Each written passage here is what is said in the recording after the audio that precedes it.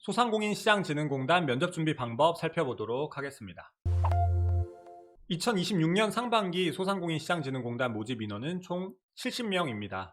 행정직 54명을 뽑고요. 기록물 관리 1명, 그리고 장애 전형 5명, 그리고 금융 전문직으로서 금융심사역 10명을 별도로 채용합니다. 소진공의 최종 합격자를 선정을 할 때는 서류 점수 반영 비율도 10%가 들어가고요. 필기 점수도 30% 들어가고 1차 면접과 2차 면접이 각각 30%씩 면접만 해서 총 60% 점수가 반영이 됩니다. 소진공의 1차 면접은요, PT 면접과 직무 역량 면접으로 구성이 되어 있습니다. 각각 10분 내외씩 진행을 하고요, 50%씩 점수가 반영이 됩니다. PT 면접은 20분의 준비 시간이 제공되고 5분 발표와 5분 질의응답으로 구성이 되어 있습니다.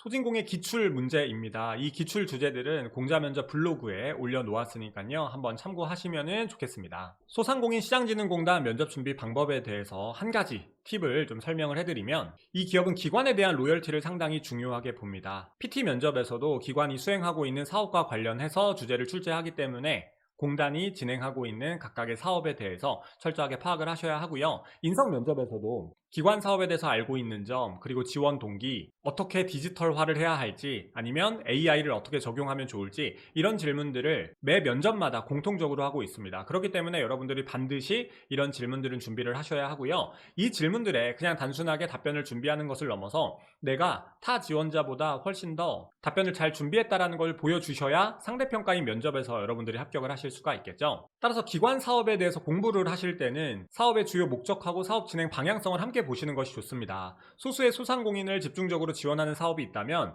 어떤 소상공인 분들을 집중적으로 지원을 하는지, 예를 들어서 디지털화나 AI 적용에 진심인 소상공인 분들을 집중적으로 도움을 줄 수도 있고요. 본인들만의 자체적인 물건이나 콘텐츠를 계속해서 생산하는 소상공인들을 집중적으로 지원을 할 수도 있습니다. 소상공인을 지원하는 기준이 어떤 것인지도 살펴보시면 좋지 않을까 싶고요. 그 다음으로는 공단의 지원을 받아서 성장한 우수 사례를 살펴보시는 것을 추천해 드립니다. 결국 기관이 사업을 하는 이유는 여러 우수 사례를 만들어내기 위함이라고 볼 수가 있으니까요. 소상공인시장진흥공단 페이지에 접속을 하셔가지고 여러 우수 사례를 보시면, 이러한 우수 사례를 만들기 위해서 공단이 어떤 노력을 하고 있는지 살펴보는 걸 통해서 공단의 사업 방향성을 파악하실 수도 있습니다. 그리고 이런 우수 사례들을 여러분들이 살펴보신 후에 우수 사례를 만들어낸 과정이라던가 혹은 우수 사례와 관련된 소상공인분들의 인터뷰를 살펴보신 후에 그걸 지원 동기로 활용을 하실 수도 있겠죠. 예를 들어서 그런 사례들을 보면서 내가 얼마나 감명받았는지, 인상 깊었는지, 그리고 이러한 우수 사례를 만들어내는 것이 얼마나 사회적으로 필요한 부분인 건지. 지원 동기라고 하는 것은 결국에